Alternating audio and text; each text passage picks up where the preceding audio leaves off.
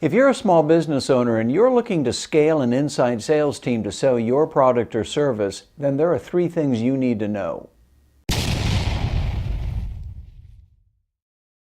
A lot of small business owner and entrepreneur clients who ask me how to grow or even begin an inside sales team. What are the best practices? Well, here's the good news.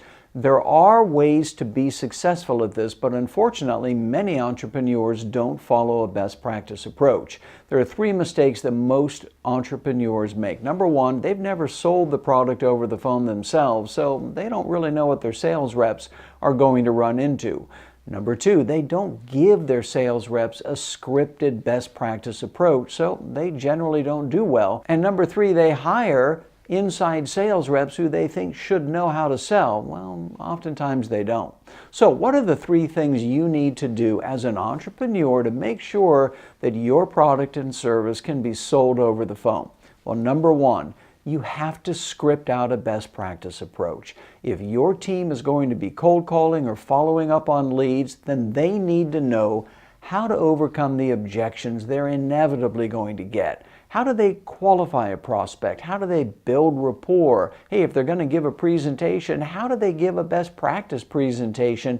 And how do they deal with the stalls they're going to get at the end? Like, well, I'm going to need to think about it. Or, well, I'm really not sure. Let me talk to my business partner.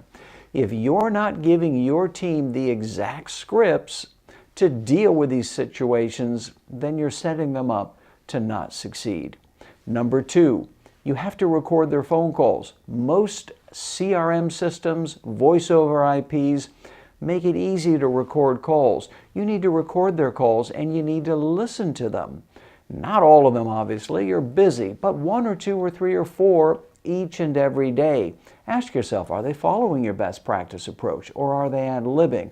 Are they succeeding, or are they getting blown off the phone? You need to support them and give them the help they need so that they can get better immediately.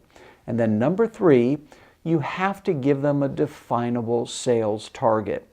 Whether it's 2 sales in the first month or 5 sales in the first month, everybody does better if they have a definable goal. And more importantly, this will help you assess how your sales team is doing. I can't tell you how many entrepreneurs hire a bunch of sales reps, and then 6 months later, even though they're not doing very well, they've got 6 so-so sales reps on the payroll. They're not going to get better that way. So you need to give them definable sales targets, make assessments, and find out whether they're getting better. If they are, great. If not, then you'll know how to help them given your best practice approach. So if you're thinking about selling your product or service over the phone, keep these 3 things in mind. If you need help, call me. Here's my phone number right here, and here's my direct email. Email me. I'll be happy to set up a call with you. It won't cost you a dime. Otherwise, I wish you all the best selling your product and service over the phone.